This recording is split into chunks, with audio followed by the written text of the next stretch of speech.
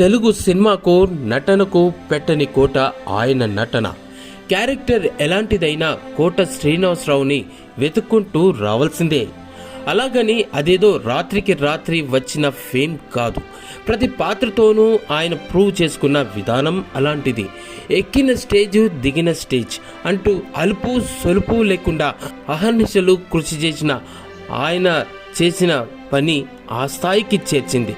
అందుకే ఆయన విలక్షణ నటుడు, నాటి తరానికి నేటి తరానికి నటన వారధి, అద్వితీయమైన ప్రతిభాశాలి కోట శ్రీనివాసరావు. మాటలో విరుపున్న, కంటితో నిప్పులు కురిపించాలన్నా, మనసు నిండిన ఆనందం పండాలన్నా, భావోద్వేగాలతో కన్నీటి పర్యంతం కావాలన్నా, పొరిగింటి పుల్లయ్య, ఎదురింటి ఎల్లయ్య, పల్లెటూరి పెద్ద, పట్నంలో పిసినారి, మధ్యతరగతి మనిషి, కొడుకు కోసం పరితపించే తండ్రి, వారసుడి కోసం కలలు కనే ఇంటి పెద్ద, సందర్భం ఏదైనా ఆ పాత్రతో కోట ఉంటే డైరెక్టర్ బేఫికర్గా ఉండొచ్చనే క్రెడిట్ని సొంతం చేసుకున్న నటుడు కోట. ఇవాళ 750+ సినిమాలతోటి కోట శ్రీనివాసరావు నవరస నటనానుభవాన్ని గొప్పగా చెప్పుకుంటున్న ప్రతి ఒక్కరూ నెమరు వేసుకునే సినిమాల్లో కొన్ని మైలురాళ్ళు కూడా ఉన్నాయి. వాటిలో ప్రాణం ఖరీదు సినిమాకి ప్రాధాన్యం ఉంది. అందులో ఆయన చేసింది చాలా చిన్న క్యారెక్టర్. బాబయ్య అనే పాత్రలో కనిపించారు కోట శ్రీనివాసరావు. ఇతనిలో స్పార్క్ ఉందని డైరెక్టర్ల దృష్టిలో పడేలా చేసింది ఆయనని చేసిన బాబయ్య క్యారెక్టరే. తెలుగు సినిమా చరిత్రలో ప్రతిఘటన గురించి ఎవరు మాట్లాడుకున్నా ఆ సినిమాలో వడ్డికాసు సుబ్బయ్యగా కోట శ్రీనివాసరావు చేసిన క్యారెక్టర్ని మర్చిపోలేరు.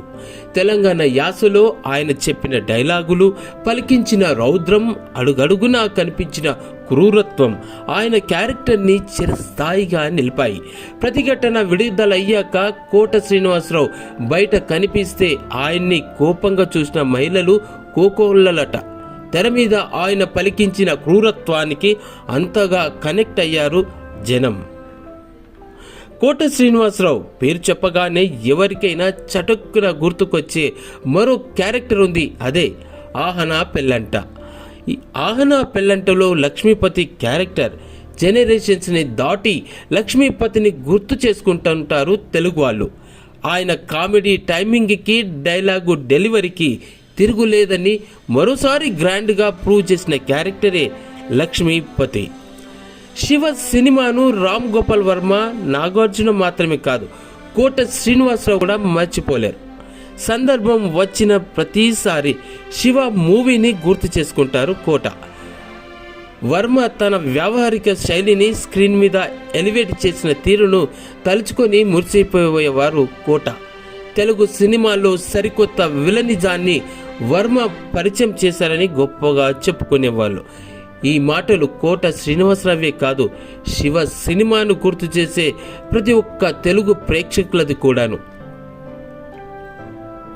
వెంకటేష్తో నేనేం చేసినా సూపర్ హిట్టే, తనతో నేను చేసిన క్యారెక్టర్లన్నీ మెప్పించాయి అని మనస్ఫూర్తిగా చెప్పుకునే కోట, ముఖ్యంగా శత్రువు సినిమాలో సమయంలో తమ మధ్య నుంచి అసోసియేషన్ ఏర్పడింది అని అన్నారు.